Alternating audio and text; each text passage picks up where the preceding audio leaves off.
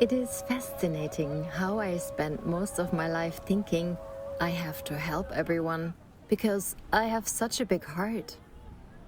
But I never really asked myself, what do I actually know about the bigger picture of someone's life? Or questioned why I think I know what's good for someone else. Big topic, right? Definitely. Is there an answer? Maybe just a few self-reflective questions. We all have our backgrounds, our ways of thinking and acting. And with that comes our way of judging situations. I think it's so important to realize that there isn't just one way to see the world. There are as many ways as there are people. And if we are not talking about obviously necessary help, like first responders at an accident, then it's really worth asking. What do I actually know about this situation? Where does my urge to help come from?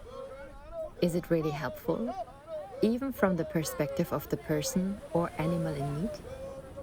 Can I understand and handle the consequences? Could my help actually do more harm than good by taking away someone's chance to grow?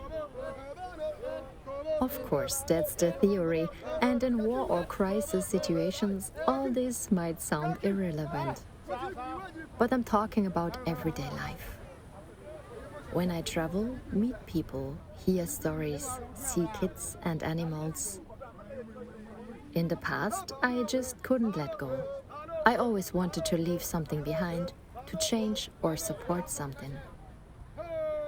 I'm not saying I've found the answer or have it all figured out, but now I like to watch a bit longer, observe, let things sink in, and often a bigger picture emerges. That bigger picture gives me trust that I'm not needed at all, or not in the way I thought. And I've really found one great formula: trading instead of giving. Because everyone can give. Everyone wants to give.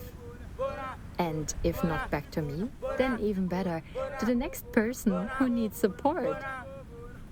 Here, in this tiny village where we are right now, I love seeing how life just keeps going reliably. It takes care of everyone, keeps turning, and brings solutions just like it brings rain, wind, and sun. I have known the kids here, some of whom are now young adults, for exactly 10 years. And no matter how broken the family, how tough the circumstances, whether they went to school or not, had kids early, were passed around, had to go fishing before they were even 10 years old, they've all grown into amazing people with incredibly pure hearts, who can really look after themselves. Without my help, without my judgment, 99.999% without me. But maybe sometimes with my open ear, a bit of encouragement or a hug. Sometimes that's just enough right at that moment, right in that place. And above all, it connects us. If I put my own glasses back on, the ones shaped by my upbringing, and say, but they didn't go to school, I have to ask myself, who am I to think I know what their path should be? Who am I to say whether not going to school might actually take their path more special? And if a child's biggest wish is to go to school, and I take away the parent's responsibility by stepping in, that also has consequences, without knowing or judging what that means. Compared to the young people here, I see many communities where NGOs pay for school, where so much is donated. People are conditioned to receive because of their history, their skin color, or the continent they were born on. They're often labeled as in need. And there's the judgment again. I'm not saying help is always bad. Of course, help does good for many. But for me, help can also be destructive.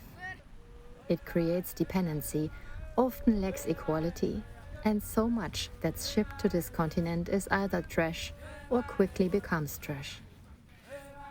It's always worth asking myself, do I really see the person I want to help? Or do I just have an image of them? Did they ask for help? Why? Do they have the chance to help themselves and grow? And how could I support them in stepping into their own power? How do I grow through all of this?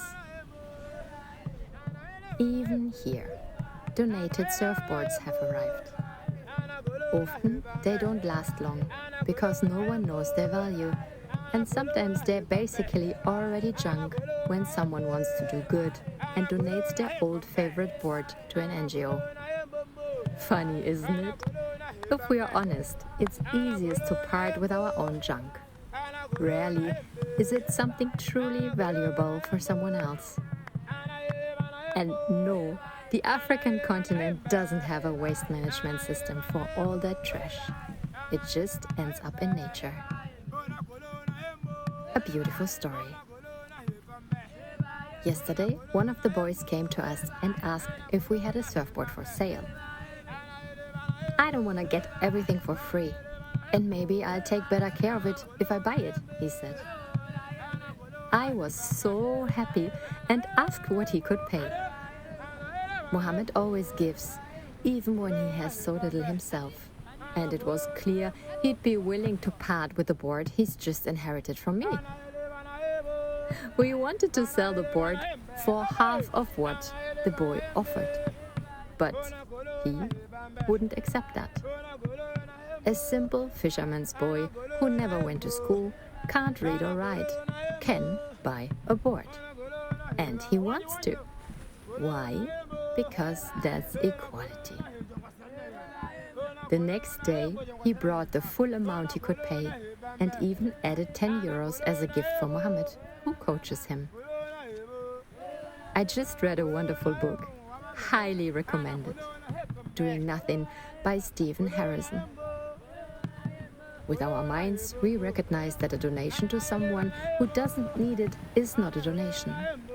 A gift to someone who is able to help themselves can be destructive.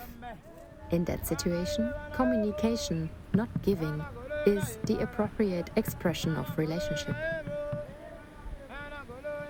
Yes, it takes extra effort to think about what could be given in return, especially if it's not money, but maybe a service. But it is always worth it. We are all one, and one is all of us. Here's to the real connection, to equality, to growing together, to open eyes and ears, and less judgment.